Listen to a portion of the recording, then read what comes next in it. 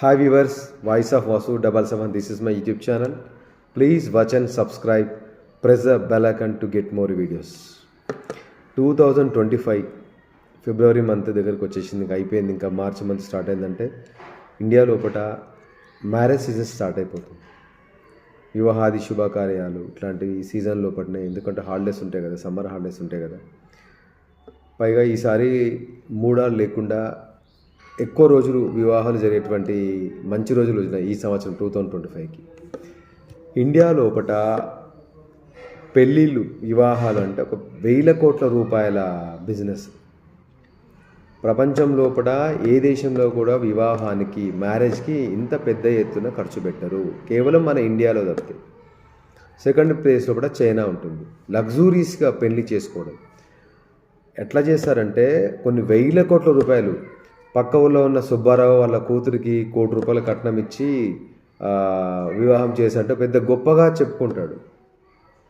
అతను చూసి సుబ్బారావుని చూసి వెంకయ్యరావు చూసి మల్లారావు చూసి పుల్లారావు, ఇట్లా ఒకరిని చూసి ఒకరు ఈ విధంగా ఇండియా లోపల మ్యారేజ్ బిజినెస్ అనేది ఒక పెద్ద ఎత్తున సాగుతుంది. ఇది ఒక జాడ్యంగా చూడొచ్చు.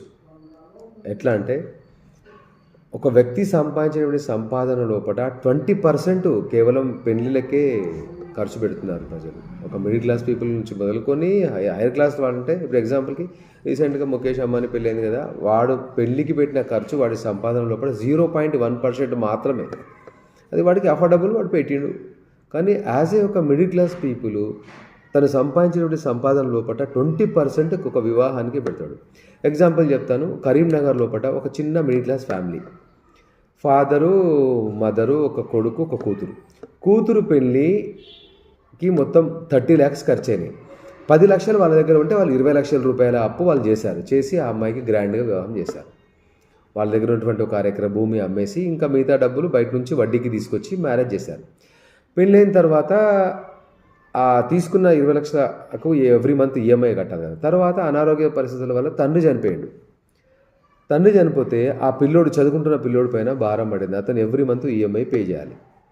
మళ్ళీ ఇక ట్విస్ట్ ఏమైందంటే ఆ పెళ్లి చేసుకున్నటువంటి అమ్మాయి వీళ్ళకున్న ఎకరా భూమి లోపల మళ్ళా కోట్ల కేసేసింది. ఇంకా ఈ పెళ్లికి చేసిన 20 లక్షల అప్పు తీరలేదు. అప్పు ఈఎంఐ అట్నే కడుతుంటే ఆ అమ్మాయి పెళ్లి చేసుకున్నాక వీళ్ళకు ఉన్నటువంటి ఇంకో ఎకరా భూమి మీద మళ్ళీ కేసేసింది, అందులో ఒక వాటా కావాలని చెప్పేసి. అంటే పెళ్ళిళ్ళు సంపాదించినటువంటి సంపాదన లోపల సింహభాగం పెళ్ళిళ్ళకి ఖర్చు పెట్టుకుంటూ పోతూ ఉంటే, లగ్జరీస్కి, ఆడంబరాలకు పోయి, అంటే వాడిని చూసి వీడిని చూసి వాడు, ఆ విధంగా పెళ్ళిళ్ళకు 1000 కోట్ల రూపాయలు సంపాదించే సంపాదన లోపల 20% పెళ్ళిళ్ళకి పెడతారు. పోనీ ఆ పెళ్ళిళ్ళలో 300 రకాల ఐటెం పెట్టిండంట సుబ్బారావు, ఆ పుల్లారావు మొన్న 200 రకాల ఐటెం పెట్టిండంట అని ఇంకా గొప్పలు చెప్పుకుంటూ పోతుంటారు. ఇంకా నేను నా కూతురికి 5 కేజీల వెండి పెట్టాను, 100 కేజీల బంగారం పెట్టాను. పోనీ అట్లా చేసిన పెళ్ళిళ్ళైనా ఉంటున్నాయా? పెడాకులు అయిపోతున్నాయి. అంటే పెళ్ళి అనేది ప్రతి జీవితంలో కూడా వ్యక్తికి కానీ, అదే అమ్మాయికి కానీ అబ్బాయి కానీ ఒకటేసారి చేసుకోవాలి. ప్రతి ఒక్కరు కూడా గుర్తుండిపోయే విధంగా, నలుగురు నోట్లో నానే విధంగా చేసుకోవాలని చెప్పేసి అనుకుంటారు. అది సహజమే. కానీ అట్ ద సేమ్ టైం వాళ్ళ ఆర్థిక పరిస్థితిని కూడా ఆలోచన చేసి ఆ వివాహాలు జరుపుకోవాలి.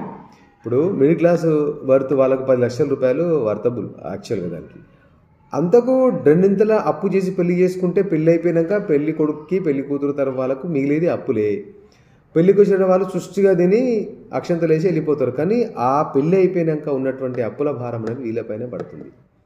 ఇప్పుడు ఒక వివాహం చేయడం ద్వారా సమాజంలో కూడా ఎంతోమందికి ఉపాధి అవకాశం లభిస్తుంది. అంటే ఫంక్షన్ హాళ్ళు మొదలుకొని, ఆహార పదార్థాలు చేసేటువంటి వంటల వాళ్ళు మొదలుకొని, డెకరేషన్ వాళ్ళు మొదలుకొని, అందరు ఇంకా ఐస్ క్రీమ్ ఫీల్డ్లని, ఫ్రూట్స్ వాళ్ళకి, ప్రతి ఒక్కరికి కూడా ఉపాధి అవకాశం లభిస్తుంది. అంటే ఈ వివాహాల శుభకార్యాల లోపల కొన్ని వందల వేల లక్షల మందికి సీజన్ లోపల ఉపాధి అవకాశాలు లభిస్తున్నమాట వాస్తవమే. కానీ పెళ్లి ఖర్చును తగ్గించుకొని, ఇప్పుడు ఎగ్జాంపుల్కి ఒక మిడిల్ క్లాస్ పీపుల్కి పెళ్లి ఖర్చుకి 30 లక్షలు అయినాయి ఎగ్జాంపుల్ బడ్జెట్.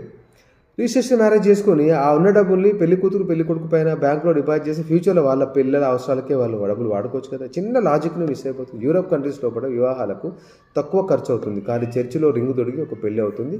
వచ్చినటువంటి లిమిటెడ్ చుట్టాలకి కొద్ది గొప్ప తినేటువంటి ఏర్పాటు చేసుకుంటారు. ముఖ్యంగా చెప్పాలంటే మన హిందువుల లోపల, ముస్లిమ్స్ లోపల కూడా అంతే.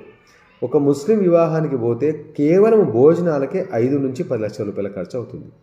భోజనాలకే అంత లగ్జరీస్గా భోజనాలు పెట్టి అంత ఆడంబరంగా పెళ్లి చేసుకొని లైఫ్ని అప్పలపాలు చేయడం అవసరమా?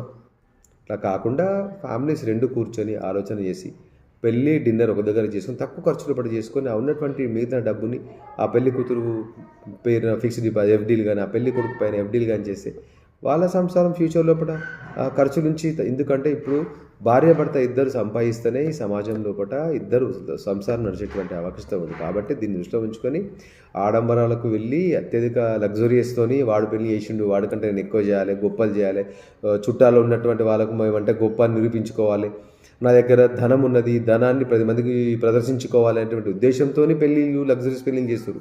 వీళ్ళని చూసి కామన్ పీపుల్ కూడా టెంప్ట్ అవుతారు. అరే పలానా దగ్గర చేసిండు కనీసం అమ్మాయి పెళ్లి చేస్తారు గింతన్నా చేద్దా ఎవరేమనుకుంటారు మోమాటానికి వెళ్ళి అప్పులపాలైపోతారు సమాజం లోపల. ఇప్పుడు అప్పులపాలైనప్పుడు మళ్ళీ నవ్వేది అదే సమాజం, పెడితే తినిపోయేది అదే సమాజం, అప్పులపాలైనాక నవ్వేది కూడా అదే సమాజం. కాబట్టి ఒక మిడిల్ క్లాస్ ఫ్యామిలీ చిన్న చిన్న కుటుంబాల వాళ్ళు పెళ్లి విషయంలో కూడా ఆర్చి తూచి, ఎందుకంటే జీవితంలో సంపాదించినటువంటి సింహభాగమే పెళ్ళిళ్ళ ఖర్చు అవుతున్నారు. కాబట్టి ఆలోచన చేసి ఈ వివాహ విషయం లోపల